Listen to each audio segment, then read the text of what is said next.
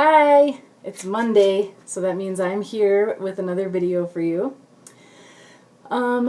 So one thing I wanted to touch on was how I think it was a couple weeks ago when I went on spring break that I was talking about this idea of allowing myself to be pulled towards stuff and seeing where intuition takes me and where this feel-good flow and alignment takes me versus having a to-do list of things that I just want to accomplish.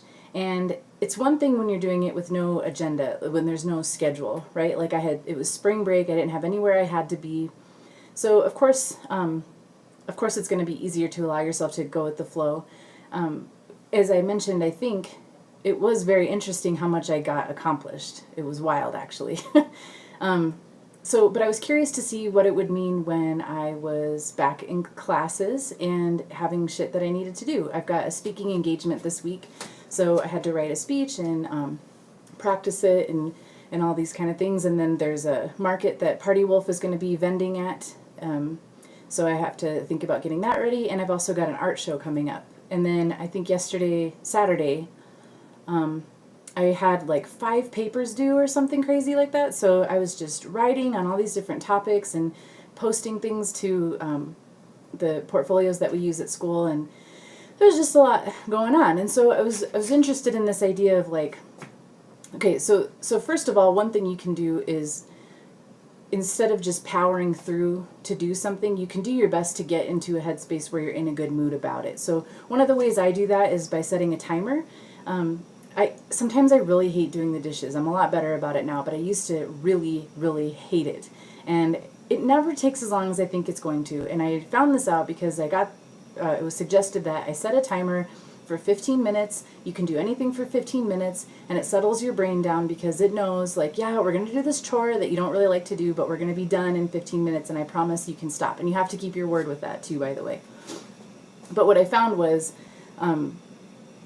you only have to keep your word with it if you're really hating it. But what I found is that once you start that timer, you either finish the task way before the time is up, or you're so into it, you're just like, oh, I may as well just finish. So that can be really helpful if you just can't get into a place of like, yeah, I have to write this 5-page paper on a topic that I'm not really feeling.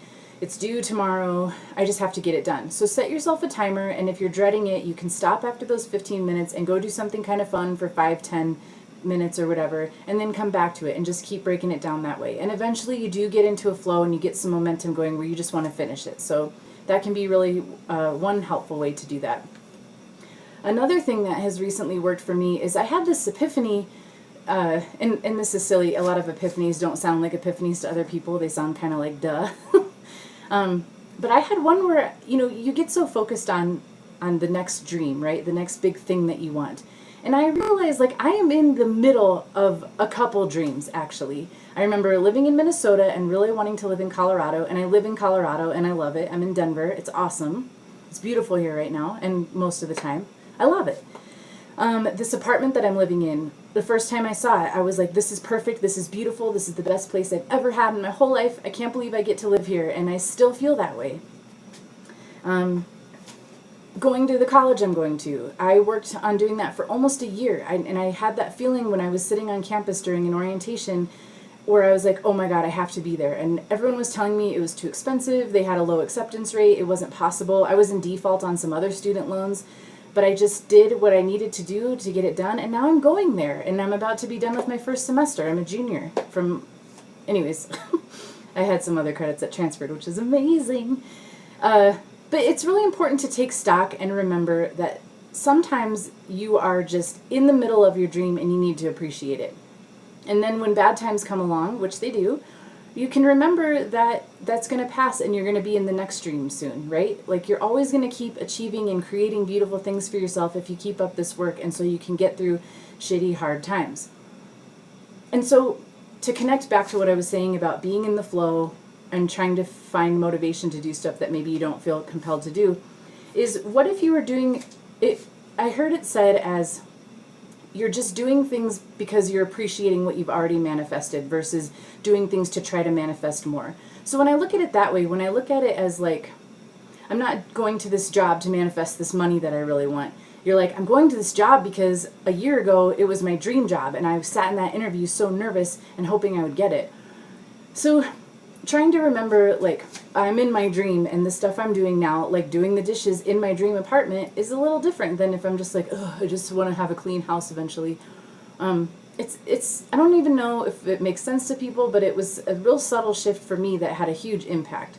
It did bring a whole lot more joy to doing things that maybe normally I would resist or not want to do. And then another thing I wanted to share with you, I try to keep these short, but hopefully we'll still keep it under 10 minutes.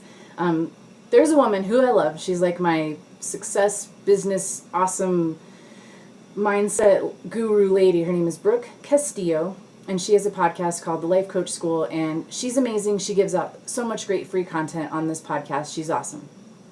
But she said something that did a really small but significant shift for me, where she was talking about when you're trying to be productive, you need to make sure that you're outlining what exactly the result is that you are looking to produce. And for me, this was huge because, again, it sounds like a duh thing, but like so often I'll write something on my to-do list like clean. And I find that I always need to do that. Like my house just is never the way I want it. But if I shift that to, okay, in 1 hour, I'm going to have everything off the floor, I'm going to have everything vacuumed, and I'm going to have all the surfaces cleaned. Well, that's different. That's like a tangible goal. And when I only give myself a set amount of time, I'm going to complete it in that time versus this nebulous, like wandering around, cleaning things, decluttering things, getting hung up in certain closets or cupboards or drawers or whatever. Like if I have a set goal that I'm a product, like this thing that I'm trying to create or reach. Instead of doing homework for 2 hours, it's have 2 papers written and posted to the ePortfolio. So hopefully that stuff helps. Those were kind of my big ahas and epiphanies that I am loving this week. You guys are awesome. Thank you so much for watching. I really appreciate you. And if you would be so kind as to subscribe to this, that would be helpful because once I hit 100, then I can have my own super special, unique URL, which would make me feel good. So, all right, thank you. Take care. Bye.